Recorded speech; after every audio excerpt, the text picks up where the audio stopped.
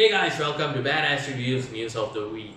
Today we are going to talk about the Oscar nominations which were released on Monday, and damn were they some snubs and surprises galore. So let's talk about it in depth. Every year there are snubs by the Academy. This is something that's been common in recent years, I would say, across the board. The Academy comes up with a lot of surprises and snubs, and they have often been accused of being too white, too male oriented, and too safe. With the recent hashtags from the previous Oscars, including hashtag Oscar too white or hashtag Oscars too male, etc. And I think that the Academy have tried taking some steps to make their members more diverse. They've been adding in more international members, more members of different gender and different race, to give it a more diverse opinion base, because it's the board members who normally vote in the nominations. So to have a more diverse membership would normally mean a more diverse nomination list. However, this year the snubs were far too obvious. So let me go through each of the categories one by one. Up top, Joker, my favorite film of the year. It's my personal opinion. Is it the best film of the year, best made film of the year? I don't know, but personally it was my favorite film of the year. So to see it with 11 nominations, that to a comic book film, is great. It's great to see it actually led the pack with 11 nominations. The next highest number of nominations were 10, and they were shared by a few films. In Best Picture, we had 9 films nominated, one of the highest numbers in recent years. It's great to see Netflix being recognized with The Irishman and Marriage Story. Also fantastic to see the female-led Little Woman in there, as well as the foreign film known as Parasite, getting a nomination in both Best Picture as well as International Feature Film, which is the Best Foreign Film. That's a new name. It doesn't normally happen, but it's good to see that happening this year. Yet I think maybe we could have rounded it up. We had 9 films nominated. Maybe we could have made it a perfect 10 with a nomination for Uncut Gems. As you will continue to see, Uncut Gems was snubbed across a lot of major categories, which is a shame in my opinion, because Uncut Gems was another of my favorite film. I think the Safdie brothers, they deserved the first nomination after back-to-back thrillers, Good Time, and now this Uncut Gems. And I think that movie really made me feel something. The character that Adam Sandler plays, I think it's a character that a lot of males my age could resonate with, and I think Adam Sandler gave a career best performance. If you listen to my Uncut Gems review, you can see me going on quite a long discussion about the reasons why the Uncut Gems is fantastic. Now coming back to the categories, like I mentioned, the Safdie brothers, they also snubbed in the Best Director category. With the amazing slate of films in 2019, wouldn't it have made more sense to expand the Director category to 10 as well? Because I think that back in 2011, the Academy, what they decided was they adjusted the Best Picture category to vary between 5 to 10 films, and which made a lot of sense. There are much better films coming out in recent years, so to have a large number of nominations would not actually dilute the category, but would be more inclusive. And I think that the Best Director category could benefit from that move as well. Don't get me wrong.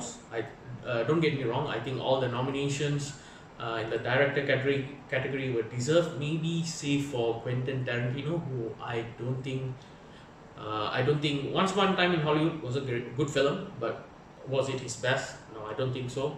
And if you were only going to have 5 nominations in the Director category, why not give it to one of the many fantastic women directors that we had in 2019. I mean, any one out of Greta Gerwig, Lulu Wang for The Farewell, another film that was snubbed throughout the nomination list, Olivia Wilde. I think a lot of these directors could have, um, you know, would have been nominated had the field been expanded.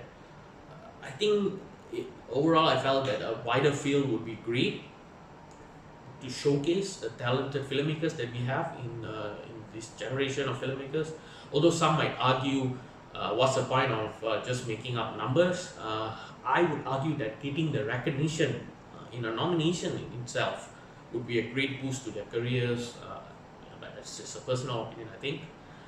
Moving on to the acting categories.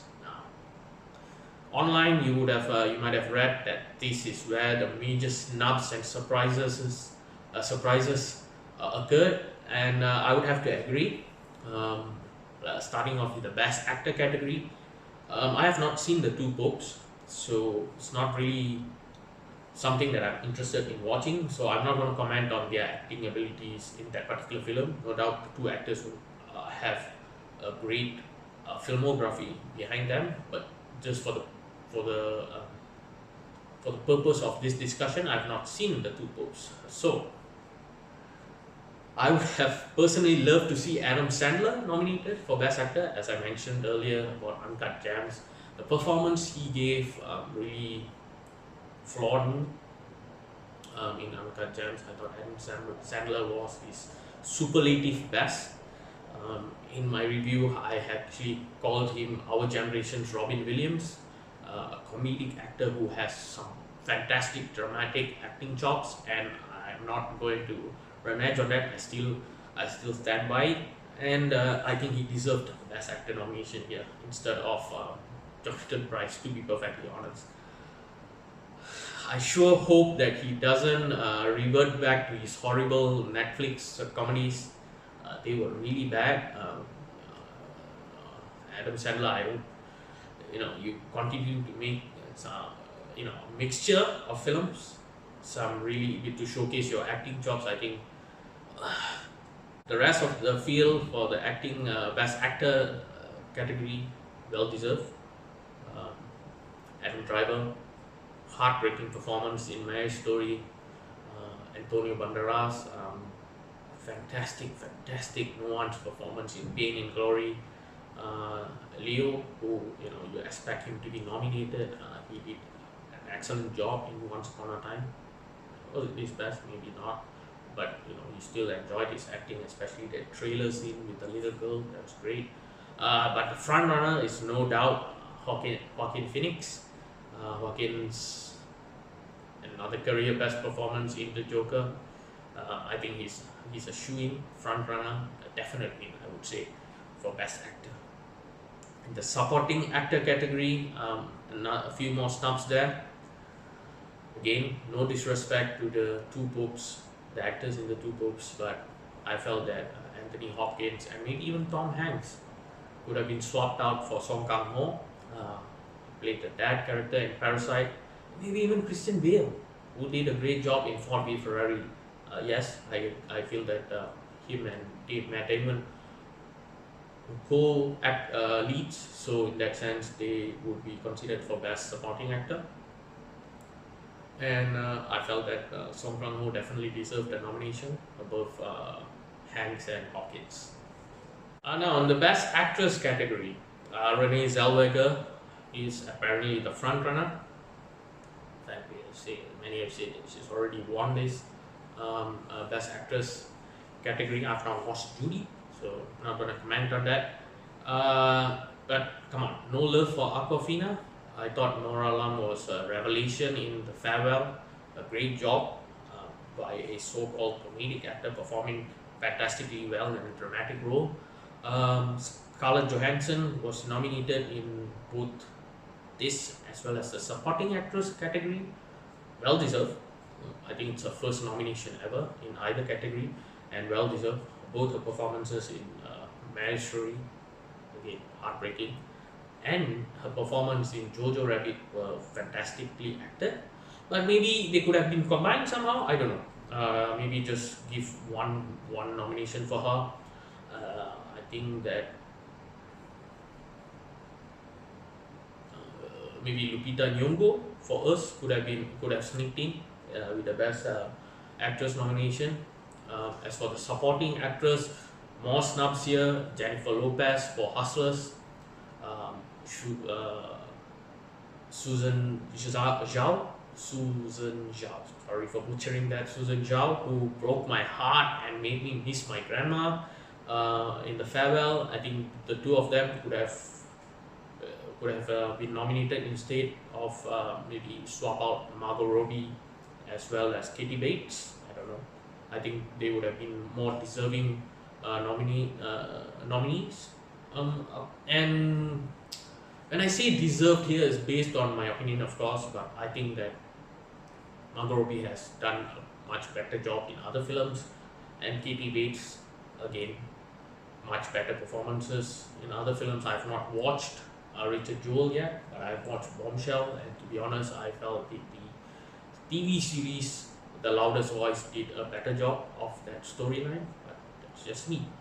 As for screenplay, I think again Uncut Gems snubbed. Maybe instead of 1917, the screenplay for 1917 was good, but Uncut Gems deserved it. Safdie Brothers again snubbed. Um, either 1917 or Once Upon a Time in Hollywood could have been swapped out for Uncut Gems, I think. As for the cinematographer, I think Roger Deakins, definite win. You can put your money on that. Fantastic camera work in 1917. I think is 100% shoe-in to win the cinematographer Oscar. Although I think the editor, Lee Smith, massive surprise to have been shut out of the editor category because I think his editing, remember in the whole movie, the 1917 film is shot to look as though it's been taken as one take. That wasn't the case, so the editor played a massive role in that. So I think that was a snub for him. Hildur Guðnad's daughter. The score for Joker, well done. Take a bow. I think you will win the best original score with your fantastic scoring for Joker. I think Hildur is odds-on favorites. Although I do think that Daniel Lopatin, who scored Uncut Gems, maybe a nomination for him instead of the legendary John Williams. I think he's won enough Oscars, guys. Maybe give a chance to somebody else. Lopatin's score was very important to the whole film as a whole, and I think he deserved, similar to what Goodness Daughter did for Joker. I think Lopatin should have deserved a nomination for the original score. To round out the rest of the categories, great to see Klaus in the best animated feature. A really nice movie. I think that and Missing Link. I think they are probably the two standout of the categories in terms of animation. Quite surprised to see Apollo 11 snubbed in the documentary feature. That was a great documentary. If you have not watched it, I think you should check it out, especially fans of true stories about the space race would love it. And then another small nod I wanted to give to is to Have, who been nominated for the animated short, the short film category. A beautiful, cute, lovely story. I think it's about 6.5 minutes, 7 minutes long. You can watch it on YouTube. The full thing, it's on Sony's channel. Do go and catch that. I think a lot of y'all will love it. It's a very simple story, heartwarming story between a daughter and her dad. And I think they have a good chance of winning the Oscar. All the snubs, I think I mentioned, there are a lot of snubs, a lot of surprises. I would say can be pointed out to the limited budget that some of the smaller films, especially from A24, they don't really have a unlimited promotional campaign, especially when it comes to for your consideration aspect in the Oscars.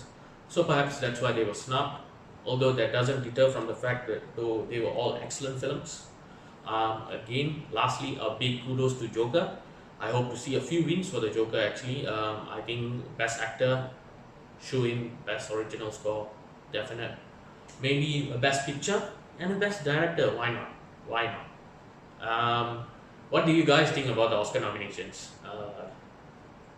You know, do sound out in the comments, guys. That's about it. This has been a presentation of Badass Reviews News of the Week. Like, share, comment, subscribe, do the thing, but most importantly, keep calm.